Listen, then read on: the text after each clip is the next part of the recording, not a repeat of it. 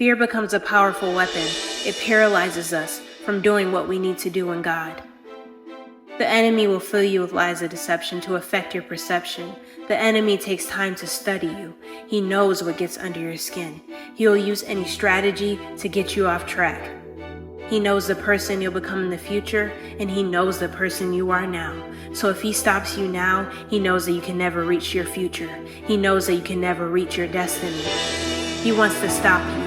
He comes to steal, kill, and destroy. The enemy comes to destroy your dreams. He comes to steal your joy, and he comes to kill your confidence. He will try to stop you from learning your identity and who you are, because if he has your mind, he has you. He wants to keep you bound and paralyzed. He wants to keep you in a mindset and state of I can't, or I'm not good enough, and I'm scared. We carry so much power inside of us and don't realize it. If God is inside of you, you can do all things through him who strengthens you. In God, all things are possible. So when you are faced with lies, when you are faced with fear and anxiety, you speak against it. Your words are powerful. Death and life is in the power of the tongue. Put it in captivity. Captivate every lie. Captivate every fear. Captivate anxiety. Captivate depression. Use the authority that God has given to you. Don't allow the enemy to take control. When we step into this authority, watch how your atmosphere changes. Imagine an overgrown plant in a small pot.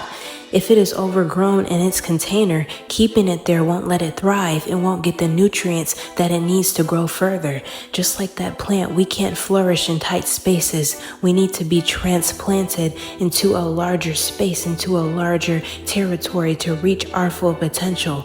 Often we linger in cramped spaces that confine us, hindering our growth. Staying in limited conditions leave us no room to expand and fully develop.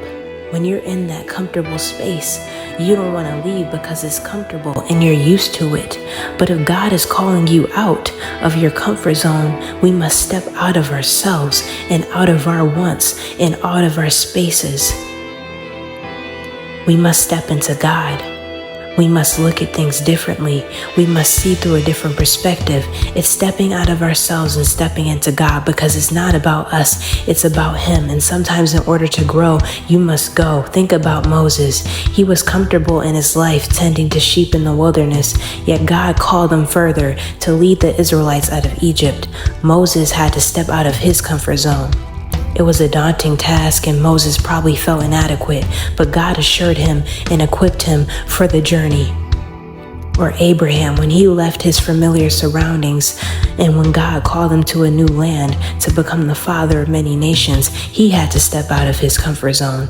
It's not just about seeking discomfort for its own sake. It's about embracing the discomfort that comes with the growth and expansion in God. It's about stepping into the unknown, trusting that God has a purpose beyond the boundaries of what you find comfortable. Just like Abraham and Moses, stepping out of your comfort zone is an act of faith. For example, let's say God gave you a seed. Looking at the seed won't make it grow. Believing that you have a seed won't make it grow. Acknowledging that you have a seed won't make it grow. Saying that you have a seed won't make it grow. You need soil. You need a pot. You need sunlight. You need water. It's a hand-in-hand effort. You have to put in the work for the growth to happen. Just as nurturing a seed requires more than mere belief, walking in your gift demands more than acknowledging that you have it. It involves actively cultivating and utilizing it, aligning them with God's guidance, and adding effort, practice, and dedication for them to flourish and make an impact. It takes action from you. God is waiting on you. He has already supplied your every need. It's just up to you to walk in it and use it. Don't allow anyone to limit or shrink down the size of your gift just because they can't handle the size of it. Be bold and be you. Stand out and be separate.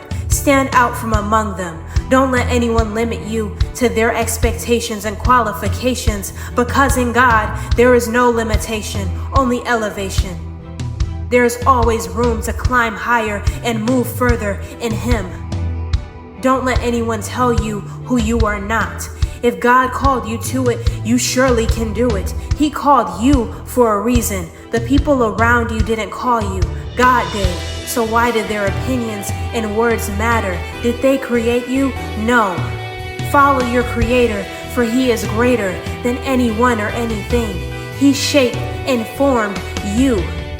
If He gave you the gift and told you to walk in it, you go walk in it. He doesn't care if you are young. He doesn't care if you are old. He has shaped and formed you for it. We aren't here on earth to just be. We all have a purpose. In 1 Corinthians chapter 1, verse 27, it says, "But God hath chosen the foolish things of the world to confound the wise, and God hath chosen the weak things of the world to confound the things which are mighty." He doesn't care about what happened in your past. He doesn't care if you're underqualified or under-equipped. In your weakness, God is made strong. What the world may see as underqualified, God sees as qualified.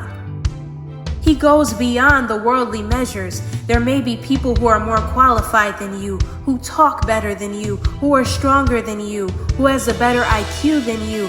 But guess what? God didn't call them to use your gift and purpose. He called you. They may be qualified in the world's eyes, in the world's perspective, but God sees beyond the natural eye. He sees you.